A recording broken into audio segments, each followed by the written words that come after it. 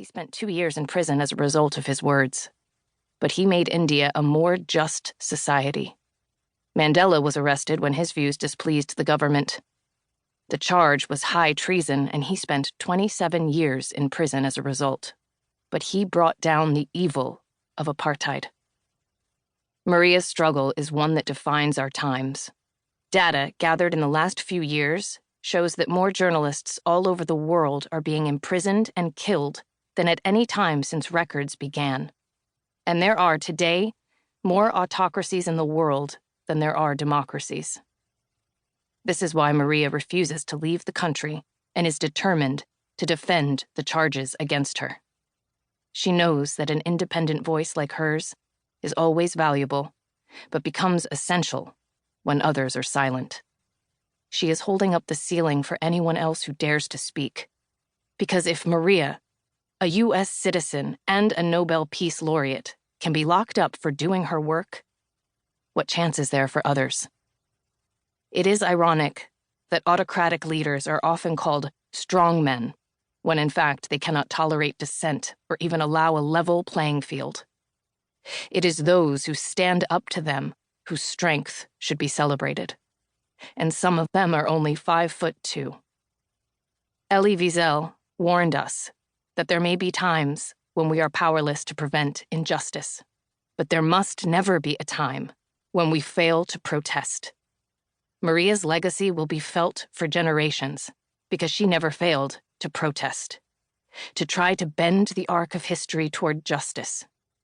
And when young Filipino students study history, they will find that the first Filipino person ever to be awarded the Nobel Peace Prize was a courageous journalist determined to tell the truth. I hope that, for the sake of future generations, they will be inspired by her example. Amal Clooney. Prologue. The invisible atom bomb. Live in the present moment of the past. Since the pandemic lockdown began in March 2020, I have been far more emotional than I had ever allowed myself to be. I feel the pent-up anger at the injustice I have no choice but to accept. That's what 6 years of government attacks have done. I may go to jail for the rest of my life, or as my lawyer tells me, for more than 100 years, on charges that should never even have made it to court. The breakdown of the rule of law is global, but it has become, for me, personal. In less than 2 years, the Philippine government issued 10 arrest warrants against me. I could also be a target of violence. Would the police, my government, be stupid enough to target me? Well, yes. The Philippines Commission on Human Rights estimated that about 27,000 people were killed in less than 3 years of ex-President Rodrigo Duterte's brutal drug war from 2016 to 2018. True? Who knows? That statistic is the first casualty in my country's battle for truth. In 2018, I began wearing a bulletproof vest on the road. Online violence is real-world violence. That has been proven by so much research and so many tragic events around the world.